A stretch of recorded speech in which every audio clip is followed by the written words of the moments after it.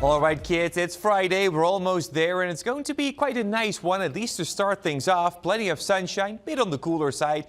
Temperatures in the 20s and 30s, but as we go on into the afternoon hours, well, we're tracking the return of some rain and snow showers with temperatures in the 40s, reaching highs in the low to mid 40s for Colorado Springs, maybe some lower 50s out over the eastern plains, so much cooler than what we saw out there yesterday. And again, we're tracking those snow showers later on into the afternoon. Winds are going to be a bit breezy as well. Nothing compared to what we saw yesterday, but I mostly want you to focus on the direction of these winds. They're coming in from the north and east, and then they will start to pick up a little bit more later this afternoon and into the evening, pushing up against the mountains. And then we add a little bit of moisture. Yeah, that means we're tracking some pretty heavy snowfall later on today. That's going to arrive with a cold front later this morning, increasing the cloud cover from north to south. And then by around the lunchtime hour, the first rain and snow showers will start to show up.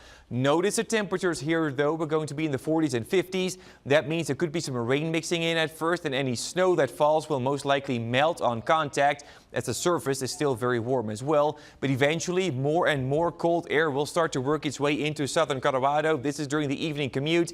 I think that's when snow will start to stick over the Palmer Divide and much of the Pikes Peak region. Still looking at some rain further off towards the south, but look what's going to happen as we go into the evening and the overnight hours. Moderate to heavy snowfall for the southern I-25 corridor, some of the adjacent mountains and the plains as well. That's going to continue overnight as temperatures continue to drop, so driving is going to be very tricky overnight for the southern I-25 corridor and some of the plains and the mountains around that. And then as we go into tomorrow afternoon, early afternoon, eventually that snow is going to move on out of the way. Tracking a couple of inches around Colorado Springs. Most of that is going to be right along or just west of I-25 with those upsloping winds, and then a lot less snow as you look further off towards the east. But look at those numbers for the southern I-25 corridor. Again, driving is going to be very difficult overnight and tomorrow morning for Walsenburg, Trinidad, Levita Pass as well, where some areas could approach a foot. But I want to stress once again, most of that initial snow is going to melt, so I don't think you're going to wake up to these kind of numbers.